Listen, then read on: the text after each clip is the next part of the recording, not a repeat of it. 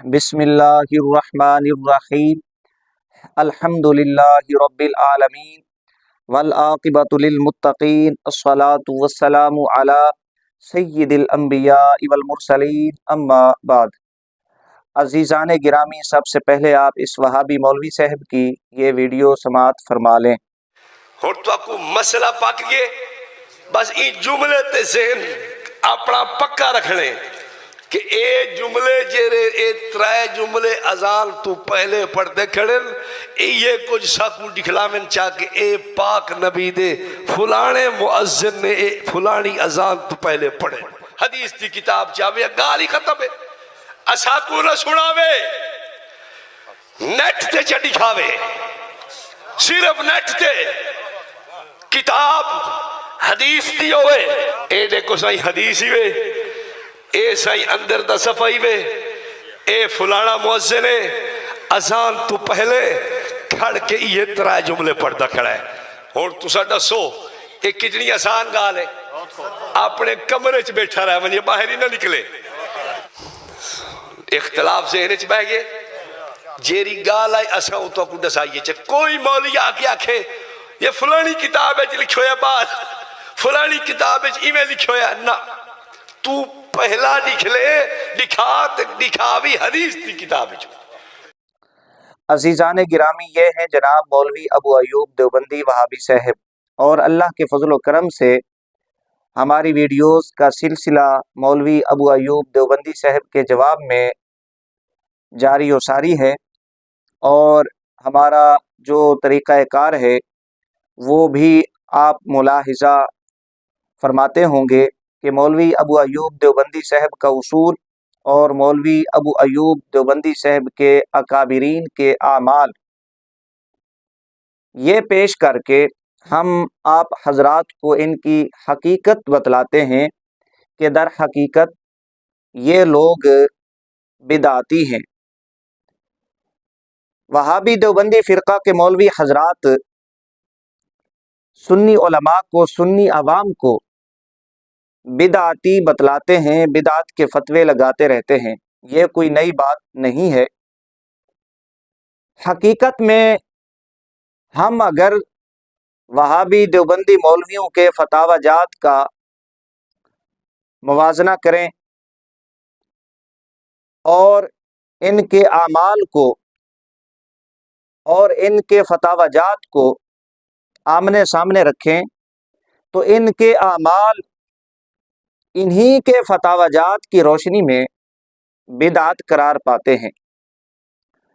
عزیزان گرامی، مولوی ابو ایوب دیوبندی صاحب کی جیسے آپ نے یہ ویڈیو سماعت فرمائی، مولوی صاحب اس ویڈیو میں سنی عوام سے، سنی علماء سے اذان سے پہلے یا اذان کے بعد درود و سلام کا پڑھنا، اس پر دلیل خاص کا مطالبہ کر رہے ہیں۔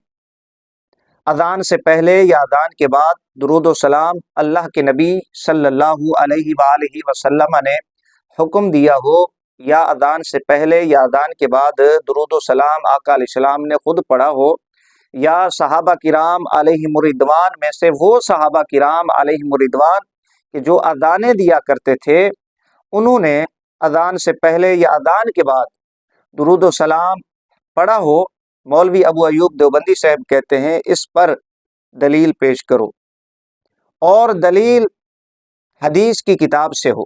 یہ مولوی ابو ایوب دیوبندی صاحب کا مطالبہ ہے۔ ہمارا کیا موقف ہے، ہمارے دلائل کیا ہیں، وہ اللہ کے فضل و کرم سے متعدد ویڈیوز میں اور ہمارے اکابرین نے اپنی کتب میں بیان فرما دیے ہیں۔ یہاں پر یہ جو آپ نے ویڈیو ملاحظہ فرمائی، سماعت فرمائی مولوی ابو ایوب دیوبندی صاحب کی، جس میں یہ دلیل خاص کا مطالبہ کرتے نظر آ رہے ہیں، ہم اس ویڈیو کو، اس اصول کو، اس قاعدے کو ایک طرف رکھیں اور ایک طرف ان کے اکابرین کے معمولات کو رکھیں، تو ان کے اکابرین کے جو معمولات ہیں وہ اس مولوی صاحب کے اصول، ضابطے، قاعدے کے مطابق بدعت قرار پاتے ہیں۔ عزیزان گرامی، یہاں پر ایک معمول، ایک فتویٰ فقیر آپ حضرات کی بارگاہ میں پیش کر دیتا ہے، اور مولوی ابو ایوب دیوبندی صاحب سے ये पूछने में हक बजानिब है। ज़ाहिर है शरीयत के उसूल, शरीयत के कायदे सब के लिए बराबर हैं। ये हजरात भी अपने आप को मुसलमान कहलवाते हैं, तो इसलिए हम इनके अकाबिरीन के मामूलात इन हजरात की बारगाह में पेश करके इनके उसूल के मुताबिक ये पूछने में हक बजानिब है कि क्या ये मामूलात बिदात नहीं है।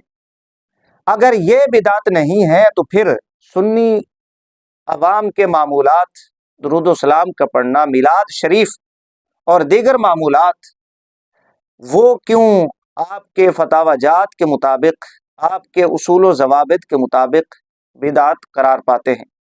ज़ाहिर है शरीयत सब के लिए बराबर है। ये तो नहीं हो सकता कि सुन्नियों के लिए उसूल व ज़वाबित और हों, वहाँ भी अगर वही काम करें, मामूलात हों उनके, तो उनके लिए शरीयत के कायदे बदल जाएं। इस तरह तो नहीं हो सकता। अजीज़ान गिरामी, मौलवी अबू अयूब देवबंदी साहब की वीडियो आप समात फरमा चुके हैं, जिसमें दलील ख़ास का मुतालबा करते हैं, हदीस की किताब का मुतालबा करते हैं, सहाबा किराम अलैहिम रिदवान में से किसी सहाबी का कौल व फ़ेल हमसे तलब करते हैं। आपने इस उसूल को, इस कायदे को जहन में रखना है। अब मैं अमल पेश करने लगा हूँ और अमल पेश करके उधर मौलवी साहब के वो जुमले जहन में रख के आपने इनसे सवाल करना है कि आया ये अमल किस हदीस की किताब में है। ये मेरे हाथ में फतावा रशीदिया, मौलवी रशीद अहमद गंगोही साहब, जो वहाबी देवबंदी रशीदी फ़िरका के बानी और सरबराह थे, सफ़ा नंबर 166, उन्वान यूं है, मुसीबत के वक्त बुखारी शरीफ का ख़त्म। ये उन्वान है। सवाल, किसी मुसीबत के वक्त बुखारी शरीफ का ख़त्म कराना कुरून सलासा से साबित है या नहीं, और बिदअत है या नहीं, ये सवाल हुआ।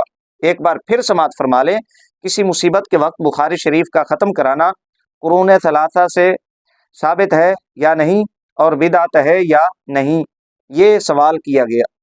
जवाब, कुरून सलासा में बुखारी तालीफ नहीं हुई थी, मगर इसका ख़त्म दुरुस्त है कि ज़िक्र खैर के बाद दुआ कबूल होती है। इसका असल शरअ से साबित है, बिदअत नहीं।